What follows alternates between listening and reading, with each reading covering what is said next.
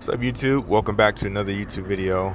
Today's topic is going to be about Black Ops 7, and I'm like looking at the trailer. It kind of looks a little iffy for me. I'm not trying to come off as a hater or something like that, but as someone that's kind of concerned about where the franchise is going, because I understand, like for me, I stopped playing Black Ops 6 like for a while. I got bored of it. I didn't like the setting. I didn't like how goofy it looked, and I wasn't really a big fan of like all the skins and stuff like that. Now with Black Ops 7 coming out, I heard about it, and then I really had a lot of good expectations until I saw that trailer. That trailer, I was like, okay, y'all 10 years away from Black Ops 2, which is kind of like, all right, cool. One of the main concerns I have about just the game, it's a mixture of Black Ops 2 and Black Ops 3.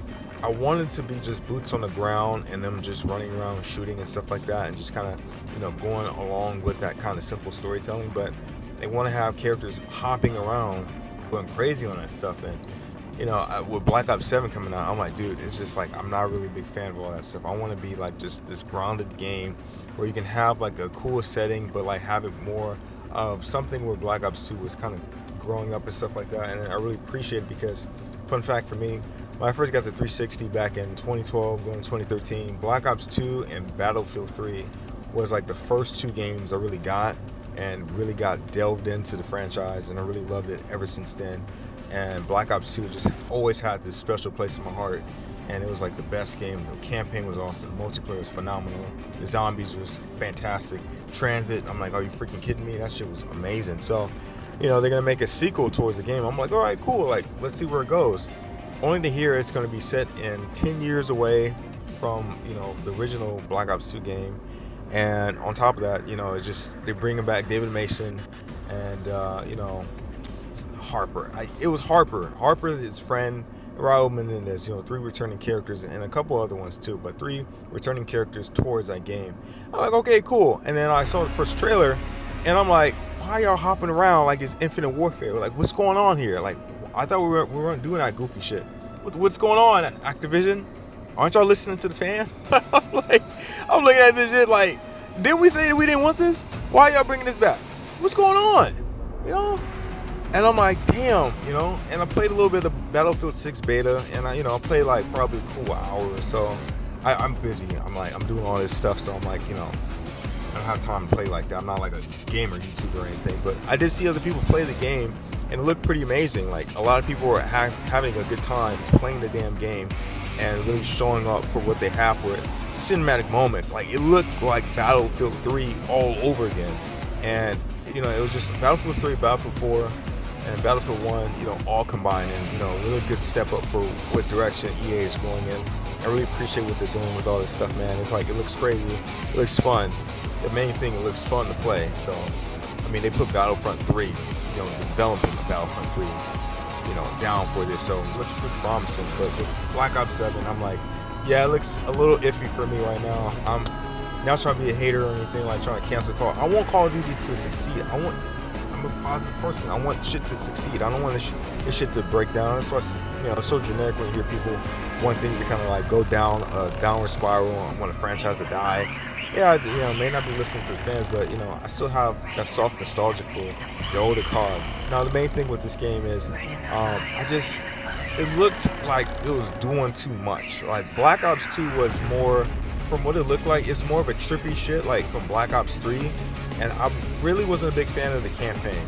The campaign was just too trippy. It was just too much going on. It was too confusing, and I didn't like. It was cool at the beginning, but then it just got confusing, and it took me out of it. Black Ops 1, Black Ops 2 was really good when it came to campaigns and stuff, because it was a centered story, and everything was connected well with each other.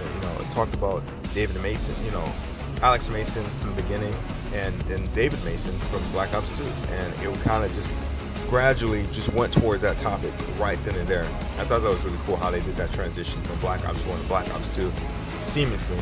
It was perfect in every single way. No mistake about it. And I'm like, okay, how are you guys gonna top this part? But yeah, I just saw it and I was just like, oh, okay, I don't know where y'all going with this, but let's just see. And then I saw the multiplayer. Then I got to the multiplayer part, and I was like, okay, you guys are just jumping on walls and again and shit like it's fucking Black Ops 3 and Infinite Warfare. After we told people we don't want this in the game, why can't we just have a Counter-Strike or like go back to Black Ops 2, everything was just boots on the ground. See, Black Ops 2 had a good, even though it had robots and shit, it was like still center. It was like near futuristic. Like it was like semi-realistic, even though it was kind of exaggerated in some areas. You know, having fucking Dragonfly shooting at people and shit in Nuketown, blowing up and stuff like that. You know, Cortes Dia didn't have the swarms and flying down and coming at people and shit. But it was still, you know, we have technology like that in the military nowadays that can emulate that, like drones that can come down and fucking attack somebody. You know, it's there. It's like pretty much that's what's been going on. It's just that's you know, actual technology now. Technology, you know, that's what's going on right now. But you know, when I saw this trailer, it's like, you know, it says it takes place in 2035, 10 years from 2025. So I'm like, oh, okay, you know, let's just see how this goes. And you know, I kind of want Call of Duty to go back to its roots and have its identity back again. I miss that so much about the franchise. You know, just playing Black Ops 2. You know, when I first got the Xbox, it blew my fucking mind away. I never had that much fun playing a multiplayer game with friends before. I mean, this was different before, like, you know, how I am now as an adult. Like, I barely have time to play my game, but as a kid, like when I was in middle school, 7th grade, first time I got on Turbine, the first map I ever played with friends, it was fucking amazing. It blew my mind. I was literally on that game for hours and stuff like that, and I had so much fun. And just the memories I had about the campaign and the zombies and stuff, and just every little Mob of the Dead and all that stuff is just amazing. So, of course, this is coming off as someone that has very nostalgic about Black Ops 2 and very passionate about this potential sequel from that game, you know, being good. I want it to be good. I don't want it to be shit. I want it to be good. So I'm very concerned about like how it's looking right now. And just I'm like, dude, I just want them to succeed with this, and just listen to the fans, and just hopefully it doesn't look too crazy. My main thing is with the story. I hope it isn't like this cash cow where they're just bringing back Raul Menendez because of, you know, because he was popular in the second game, and it has to. Hopefully it is a good reason. And David Mason. Now getting used to David Mason, the actor, the new look. I'm getting used to it because I'm so used to how he used to look with Black Ops 2 and everything, and how he looks now is like completely different. Harper still looks the same, cool, you know, of course, but David Mason looks completely different.